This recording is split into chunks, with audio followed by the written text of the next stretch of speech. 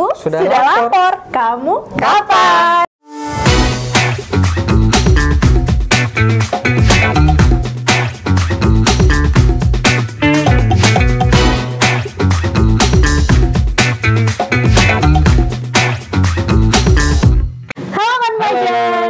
Disiarkan langsung dari Studio 4 Kanwil DJP Kaltim Utara, podcast Cakap, cerita kita dan pajak.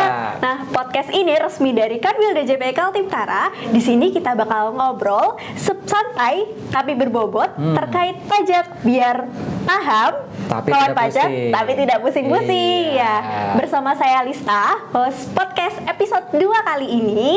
Di episode 2 kali ini kita akan bahas sesuatu yang dibutuhkan wajib pajak nih di momen-momen ini. Karena cuma setahun sekali. Setahun sekali nih. Nah, apa tuh? Temanya adalah Aku sudah lapor. Kamu kapan? Nah, di sini saya tidak sendiri karena sudah hadir narasumber keren kita, yaitu Mas Didik Mustafa. Halo. Gimana kabarnya, Mas? Baik, Lista. Oke, langsung aja ya kita masuk ke Cakap. Lapor SPT. Nah, sebelum kita membahas tentang pelaporan SPT nih, Mas Didik, sebaiknya kita tahu dulu siapa sih sebenarnya yang wajib untuk melaporkan SPT tahunannya, Mas? Nah, untuk SPT tahunan ya, Lista ya. Nah, setiap orang pribadi nih kawan pajak maupun badan usaha yang terdaftar sebagai wajib pajak dan memiliki NPWP. Nah, kalau memiliki NPWP berarti sudah wajib melakukan pelaporan SPT tahunan. Nah, kemudian mungkin ada yang nggak wajib lapor gitu ya. Nah, yang nggak wajib lapor di sini adalah bagi wajib pajak yang emang sudah tidak efektif lagi. NPWP-nya tidak efektif lagi ya. Non-efektif atau non-aktif ya, Mas. Ya. Nah, itu berarti sudah tidak memiliki kewajiban pelaporan. Tapi selama kawan pajak memiliki NPWP dan aktif statusnya, maka wajib melakukan pelaporan SPT tahunan. Nah, jadi itu ya kawan pajak ya. Yang wajib melaporkan SPT adalah yang memiliki NPWP. dan statusnya aktif. Nah, kemudian nih, mungkin kawan pajak masih bertanya-tanya nih, Mas Didik. Sebenarnya SPT itu apa sih, Mas Didik? SPT itu adalah surat apa tuh? Surat apa tuh? Surat pemberitahuan. Surat pemberitahuan. Agak merimpit gitu ya, surat pemberitahuan. Nah, jadi jangan salah kaprah nih. Kadang-kadang kawan pajak menganggap SPT itu surat pemberitahuan tahunan. Padahal cukup surat pemberitahuan. Surat pemberitahuan, soalnya agak kebelibet nih ternyata. Pemberitahuan ya, yang benar ya kawan pajak ya, SPT surat pemberitahuan. Nah, jadi terus, SPT itu sebenarnya ada dua macam nih, Mbak Lista. Jadi ada SPT masa, ada SPT tahunan. SPT masa itu pelaporannya tentu saja setiap masa atau setiap bulan gitu ya. Setiap bulan ya. Contohnya nih kawan pajak seperti SPT masa PPN ya.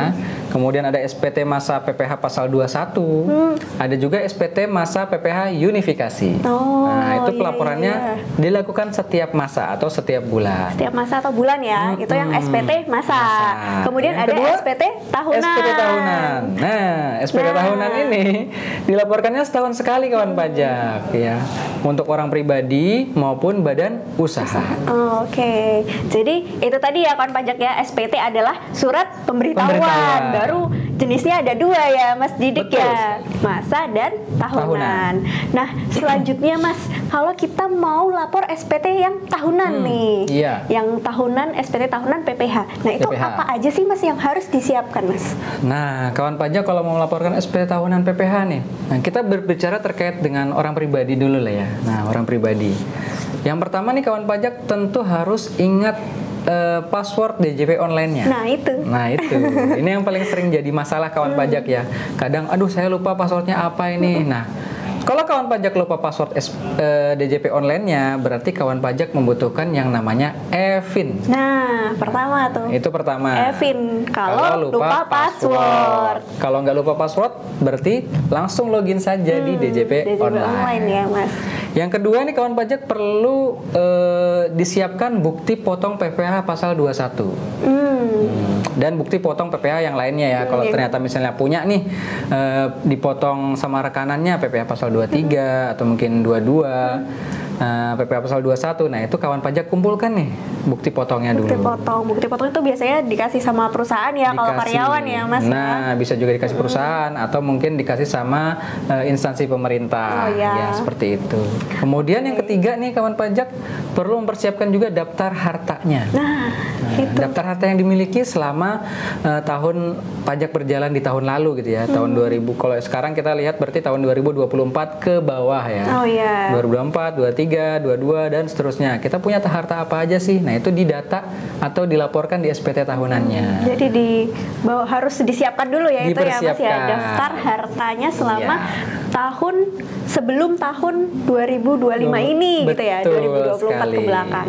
Terus ada apa lagi tuh Mas? Nah, tadi sudah disiapkan daftar harta, kita juga siapkan daftar kewajiban atau hutang kita. Nah, mungkin kita misalnya gini kawan pajak punya rumah tapi ternyata belinya kredit KPR. Atau mungkin saya beli kendaraan mobil tapi kredit ya. Berarti kan di daftar harta kita masukkan rumahnya atau juga kendaraannya. Nah, di daftar utang kita masukkan juga utangnya. Utang lewat bank atau mungkin lewat asuransi gitu ya. Lewat FIF ya biasanya itu ya, kreditan motor itu kan. Nah, itu dimasukkan di daftar kewajiban atau utangnya. Oke. Terus sudah tuh ada 4 ya berarti udah ya Mas ya? Udah 4. Terus apa lagi? Ada lagi nggak Mas? Ada lagi kalau bagi kawan pajak yang berperilaku sebagai usahawan. Nah, usahawan berarti kawan pajak perlu mempersiapkan laporan peredaran bruto. Atau laporan omsetnya setiap bulan. Catatan omset setiap bulan ya. Nah, pencatatannya itu dipersiapkan supaya apa? Supaya gampang untuk menghitungnya gitu ya. Dan juga nanti tadi hitung perlu juga dilaporkan dalam lampiran SPT tahunannya. Karena kan SPT tahunan ini mencakup 1 tahun penghasilan ya Mas ya. Kalau nggak ada pencatatannya akan bingung ya kita mau melaporkan apa jadinya gitu ya kan pajak ya. Nah, terus udah nih Mas. Ya, ada dokumen pencatatan juga ya. Ya mungkin kurang lebih pencatatannya kalau misalnya kawan pajak bukan usahawan ya, misalnya tenaga profesi dan ternyata harus memiliki pencatatan nih pemasukan saya berapa sih, pengeluaran saya berapa. Nah, kurang lebih seperti itulah. Untuk apa? Untuk memudahkan kawan pajak dalam menghitung pajaknya. Berarti itu tadi ya untuk hal-hal yang perlu disiapkan ya Mas Didi ya untuk sebelum melakukan pelaporan SPT tahunan. Nah, itu kan tadi SPT tahunan orang pribadi ya Mas ya? Nah, terus kalau yang badan nih, apakah ada yang beda Mas atau gimana tuh? Nah, badan nih tentu saja ada yang beda ya.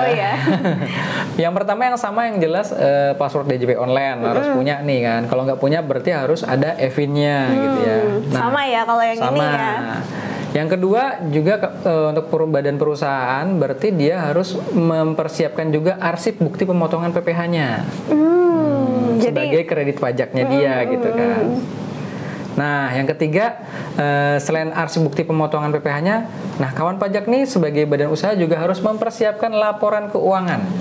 Laporan keuangan. Ini yang paling penting ya Mas ya. Wajib ini ya hukumnya. Ada laporan laba rugi dan juga neraca. Minimal 2 itu. Minimal 2 itu ya. Laba rugi dan neraca. Laba rugi sama neraca. Selanjutnya Mas ada lagi? Nah, kemudian kalau kawan pajak misalnya ada perubahan nih, itu juga perlu dipersiapkan akta perubahannya. Kalau ada perubahan ya. Kalau nggak ada ya nggak perlu ya kawan pajak. Nah, kemudian kalau ternyata ada penyusutan barang, itu juga dipersiapkan daftar penyusutan barangnya. Aset-asetnya itu ya Mas ya. Betul. Kemudian ada penghitungan kompensasi kerugian juga perlu dipersiapkan dan lain-lain yang sekiranya perlu dipersiapkan gitu ya. Banyak rinciannya ya kalau badan ya. Ternyata kan mungkin ada hal-hal lain yang perlu dipersiapkan dalam menghitung pajak SPT tahunan badannya, berarti dipersiapkanlah dari sekarang gitu kan. Karena SPT tahunan badan melingkupi banyak aspek ya Mas ya. Jadi dari aset, modal, neraca, laporan keuangannya gitu ya Mas ya. Semua penjualannya, labanya berapa gitu. Itu untuk hal-hal yang perlu disiapkan ya Mas ya sebelum melakukan pelaporan SPT tahunan. Nah, kita akan masuk ke sesi Q&A nih Mas dari kawan pajak. Nah, sebelum melanjutkan ada dua pertanyaan kembali. Pertanyaan yang pernah ditanyakan gitu ya. Nah ini ada nih Mas, Kak, OTP-nya itu telat masuk sehari terusan kayak gitu Kak. Gimana tuh Kak? Ini OTP DJP online nih. OTP DJP online. Ini kayaknya kemarin ya mungkin waktu beberapa saat yang lalu ya, beberapa hari yang lalu sempat emang terjadi keterlambatan pengiriman OTP. Tapi tenang saja kawan pajak, sekarang semua sudah bisa diatasi dengan baik. Sekarang sudah normal ya Mas. Insya Allah sudah ya. normal kawan pajak. Jadi kawan pajak langsung buru-buru laporkan SPT tahunan sebelum batas waktunya. Betul, karena apa? Karena lebih apa? awal, lebih nyaman. Nah, pertanyaan kedua nih Mas Betul. Didik. Kalau setiap kode OTP masuk harus pakai pulsa terus ya? Wah, gimana tuh Mas Didik? Iya, sebenarnya kalau untuk verifikasi kode OTP ini kan ada beberapa pilihan ya kawan pajak betul. ya. Ada lewat email, ada lewat nomor HP gitu kan. Kemudian ada juga lewat aplikasi M-Pajak, ada juga lewat kode autentikator. Nah, ini kawan pajak bisa milih nih. Kalau misalnya milihnya lewat nomor HP, otomatis dia akan memotong pulsa. Karena kirimnya lewat SMS kawan pajak. Jadi ya. kalau kawan pajak tidak mau dipotong pulsa, kirim aja lewat email. Tidak Atau akan kalau punya dipotong aplikasi ya. M-Pajak, ya kawan pajak bisa kirim lewat Menggunakan aplikasi M-Pajak. M-Pajak. Dan M-Pajak bukan untuk lapor SPT ya, kawan Iya, pajak kawan pajak. itu Jangan sampai banyak salah tuh. ya. Jadi untuk pelaporan SPT tahunan ada di djponline.pajak.go.id. Nah kita lanjutkan lagi ya Mas ya. Oke. Nah mungkin di antara kawan pajak ini ada yang masih belum punya EVIN. Tadi kan disebutin ya sama Mas Didik ya soal EVIN ini. Ya. Ini tuh apa sih Mas sebenarnya? Kadang ada yang lupa atau apa sih EVIN ini gitu. Untuk gitu. apa sih sebenarnya EVIN ini gitu. Baik, mungkin kawan pajak bingung ya, ini EVIN apa sih gitu ya. EVIN ini sebenarnya singkatan dari Electronic Filing Identification Number. Nah, jadi kalau kita ketahui elektronik berarti kan filing itu file gitu ya. Nah, sifatnya adalah untuk menjaga kerahasiaan gitu ya kawan pajak. Jadi kayak seperti semacam security gitu ya, keamanan buat akun dari wajib pajak sekalian.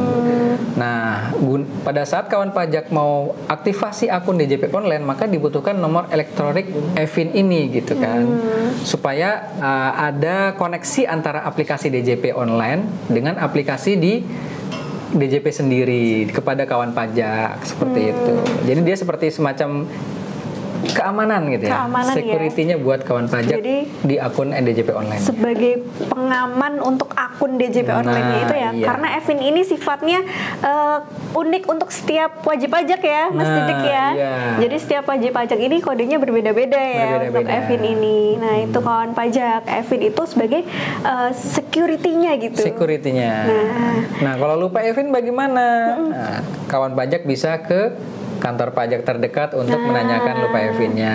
Bisa kemudian, langsung ya Mas ya? Ya, bisa juga kawan pajak lewat aplikasi M-Pajak ya. Di situ juga ada fitur untuk lupa EVIN ya kawan pajak. Nah, terakhir bisa email ke lupa.evin@pajak.go.id. Oh, bisa beremail juga. Betul. lupa.evin@pajak.go.id. Tapi harus dipastikan kan pajak email yang digunakan untuk mengajukan permohonan lupa EVIN adalah email yang valid sama seperti ketika pendaftaran NPWP pertama kali. Seperti jangan itu sampai ya. beda ya emailnya. Nah, kalau beda nanti malah tidak akan bisa dibalas oleh email tersebut. Betul gitu. Terus nih Mas, kalau kan pajak itu bertanya cara pelaporan SPT itu gimana sih Mas? Tadi kan kita udah menyiapkan ya, tadi udah menyiapkan apa aja yang perlu disiapkan, udah siap semua nih. Terus mau lapor, gimana caranya Mas? Nah kawan pajak kalau mau melapor SPT tahunan nih ada 3 cara nih Mbak Lista. 3 cara. 3 cara. Nih yang pertama nih kawan pajak. Yang pertama kawan pajak bisa melakukan pelaporan secara online. Oh iya. Nah ini mudah ya, mau di mana saja, mau kapan saja, mau di rumah, mau di mall, mau di kantor. Boleh kawan pajak bisa lapor secara online ya. Ini lebih praktis dan lebih nyaman buat semua gitu ya. Di djponline.pajak.go.id. Nah ini yang butuh namanya EVIN tadi kan. Nah, kemudian aktivasi akun DJP online. Nanti kawan pajak tinggal milih nih di situ ada namanya tab lapor ya. Nah, tinggal pilih tab lapor. Di situ nih kawan pajak tinggal buat SPT, tinggal tentukan SPT yang terkait dengan kawan pajak. Kalau kawan pajak ternyata seorang karyawan atau pegawai, ini kawan pajak bisa memilih yang 1770S atau yang SS bagi yang omsetnya di bawah dari 60 juta.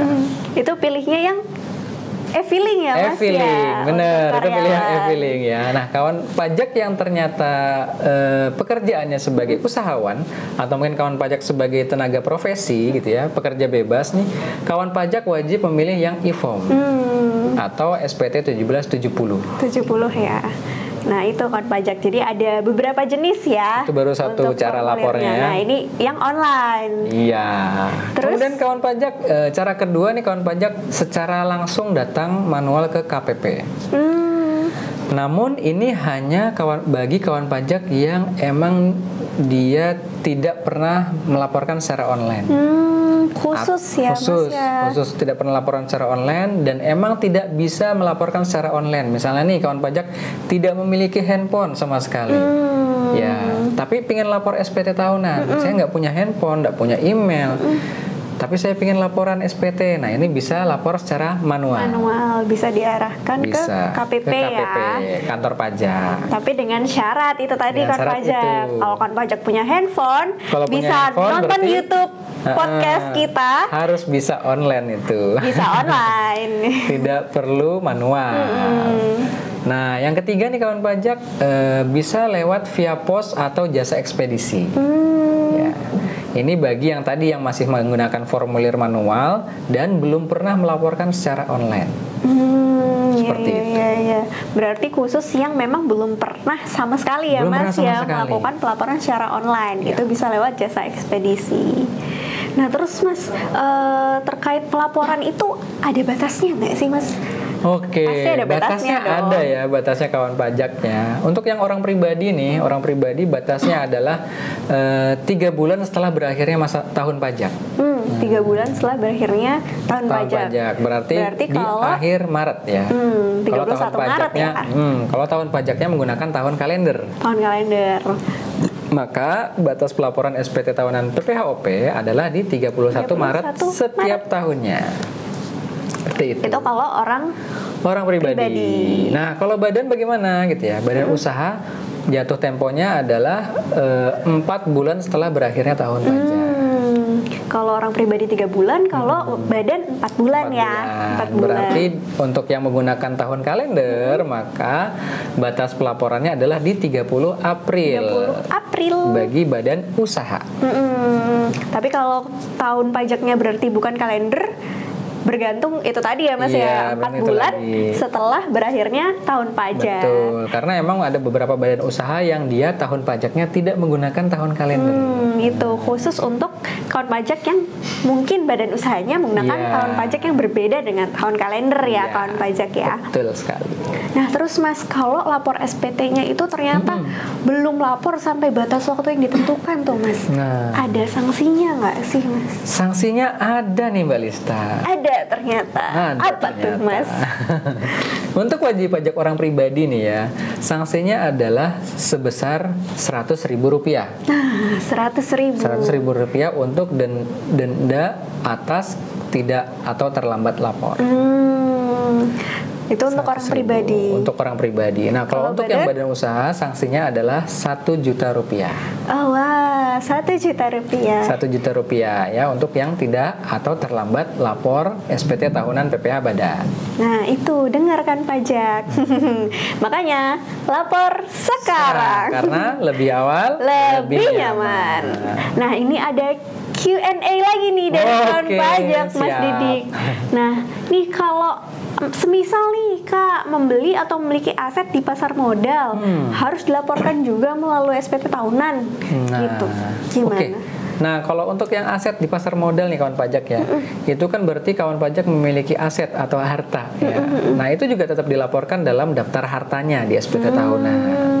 Dilaporkan juga, tinggal pilih nih kawan pajak aset tersebut berupa apa. Reksadana gitu ya Mas ya. Reksadana, atau saham, atau sekarang ada emas elektronik gitu ya Mas juga ya. Ada. Iya, itu dilaporkan aja di kawan pajak. Nggak usah takut, itu tidak akan berpengaruh pada pajaknya kawan pajak. Nah, itu biasanya orang-orang itu kawan pajak itu takut, Mas. Takut untuk mendaftarkan hartanya. Ini nanti dikenain pajak lagi nggak gitu. Iya, padahal itu hanya sebagai daftar harta saja ya, Mas Didik ya. Iya. Karena semua sudah dipotong pajaknya kan. Betul. Jadi pelaporan itu hanya sebagai melaporkan aja, begitu ya kawan pajak ya. Nah, kemudian ada pertanyaan kedua nih Mas Didik. Iya. Kalau untuk PNS pemerintah daerah, itu e-filing ya lapor SPT tahunannya gitu. Apakah laporan SPT tahunan tahun pajak 2024 yang dilaporkan di tahun 2025 masih menggunakan djponline.pajak.go.id? Jawabannya masih. Betul. Satu aja jawabannya, masih menggunakan DJP online untuk tahun pajak 2024. Berarti bukan menggunakan Cortex ya Mbak Lista ya? Masih belum ya untuk SPT tahunan. Untuk SPT tahunan. Tadi jawabannya untuk yang PNS daerah memang menggunakan e-filing ya Mas Didik. Karena ya. statusnya sebagai PNS dan sudah dipotong ya untuk pajaknya oleh pemerintah gitu. Tapi gini Mbak Lista. Apa tuh Mas? Sebenarnya PNS ini juga boleh menggunakan e-form atau formulir 1770. Tidak salah. Tidak salah menggunakan itu. Yang salah kalau misalnya nih kawan pajak penghasilan brutonya itu ternyata di atas 60 juta tapi menggunakan formulir yang kurang dari 60 juta atau SS. Nah, itu salah. Nah, bisa jadi kan PNS ini ternyata dia punya usaha atau punya penghasilan lain selain dia bekerja sebagai PNS tadi gitu ya. Nah, itu bisa didaftarkan atau diisi di dalam formulir e-formnya. Jadi balik lagi ya kawan pajak ya, apakah kawan pajak memiliki penghasilan lain nih dari usaha gitu ya, atau pekerjaan lain? Mungkin kalau seperti itu maka dilaporkannya menggunakan SPT 1770 atau e-form gitu ya Mas Didik ya. Sekali. Nah, bahas-bahas soal 1770, 171 apa nih ya. Ini kan pajak boleh jelasin nggak Mas Didik apa sih bedanya dan apa aja sebenarnya bentuk-bentuk formulirnya gitu. Betul kawan pajak. Jadi untuk formulir SPT tahunan ini kita mengenal namanya 1770. Untuk yang orang pribadi ya. 1770 ya. Ya, kalau untuk yang perusahaan, badan usaha dia menggunakan formulir SPT tahunan 1771. 1771. Oke. Nah, untuk yang SPT tahunan yang sampai dengan saat ini ya di 2024 ke bawah sama sebelum-sebelumnya gitu kan. Itu untuk yang orang pribadi itu ada 3 bentuk formulirnya. Nah, 1770, S dan SS. Oke, ada 3 ya kawan pajak ya. Pajak. Jadi untuk formulir 1770 ini dipergunakan untuk bagi kawan pajak yang berprofesi sebagai usahawan. Jadi kemudian seperti usahawan apalagi ya, pekerja bebas, pekerjaan bebas, tenaga ahli gitu ya Mas ya. Jadi yang memang penghasilannya itu tidak serta-merta langsung dipotong oleh perusahaan dari satu pemberi kerja ya Mas. Jadi dia tidak bekerja sama orang lain ya. Jadi bekerja sendiri. Bekerja sendiri. Menggunakan formulir 1770. Atau e-form ya Mas. Atau e-form. Iya. Kemudian kalau untuk kawan pajak yang berprofesi sebagai karyawan atau pegawai, maka menggunakan formulir yang 1770S. Nah, bagi yang omsetnya peredaran penghasilannya penghasilan bruto, maaf ya, penghasilan brutonya ternyata lebih dari 60 juta. Itu menggunakan 1770S formulirnya. Kemudian kalau kawan pajak yang ternyata penghasilan brutonya kurang dari 60 juta, maka menggunakan formulir yang 1770 SS.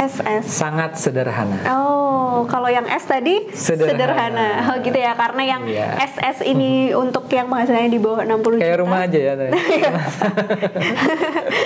Jadinya untuk formulirnya memang lebih sederhana ya Mas ya, untuk yang SS ini. Lebih simple gitu ya. Mungkin kawan pajak sempat nanya nih, boleh nggak yang misalnya saya pakai S mau pakai 1770 e-form. Nah, itu boleh. Boleh ya. Yang SS mau pakai e-form 1770 juga boleh. Boleh banget.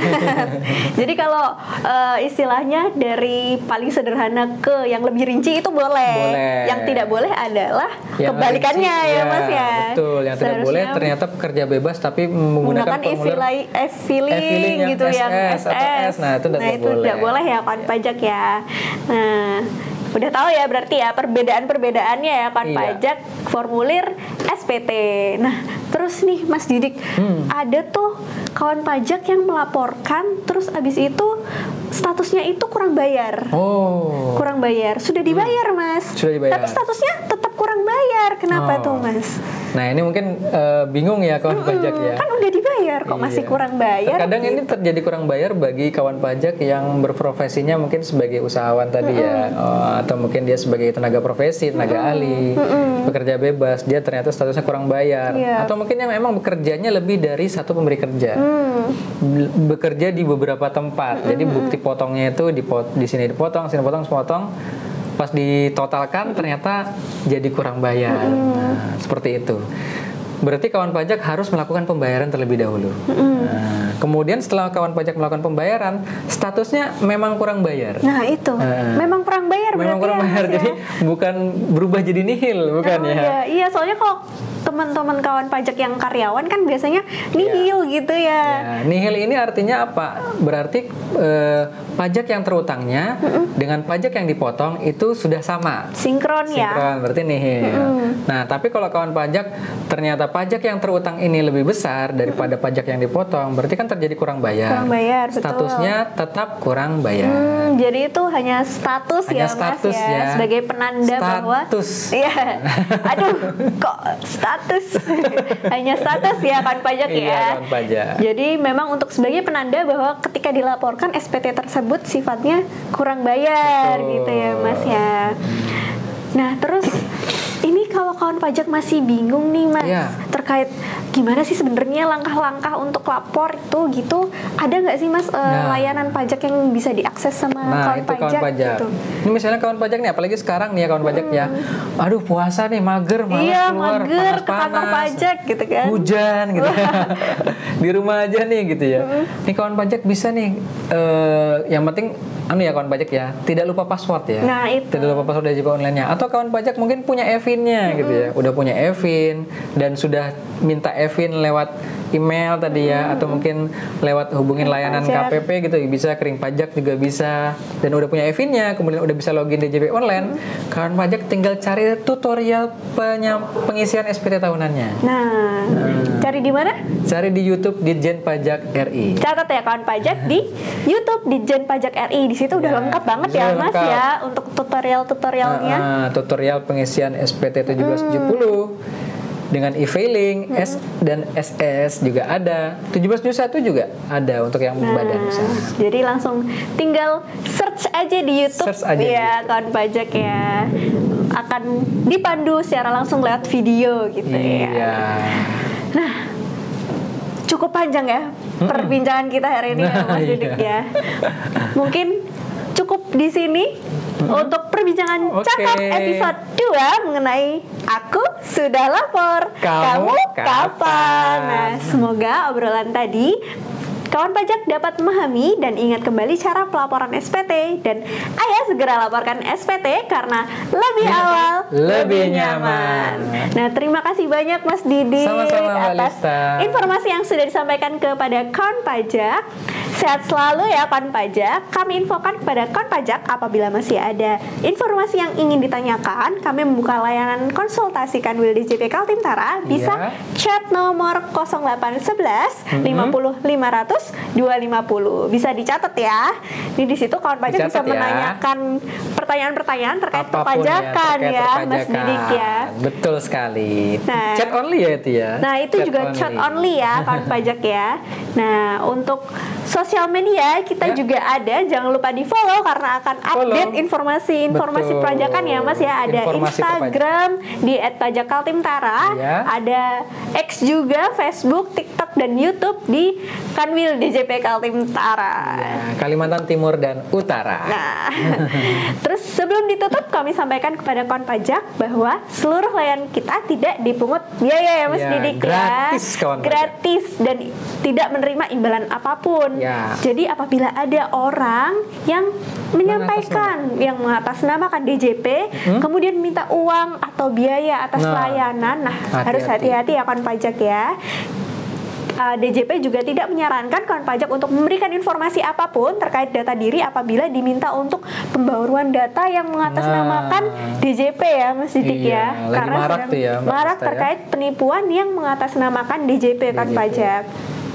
Kami juga ada saluran pengaduan melalui krim pajak di 1500-200 atau email di pengaduan@pajak.go.id dan situs pajak pengaduan.pajak.go.id. Sekian cerita kita dan pajak hari ini. Cakap. Sampai jumpa lagi. Bye. Dadah. Aku Sudah lapor. Kamu kapan?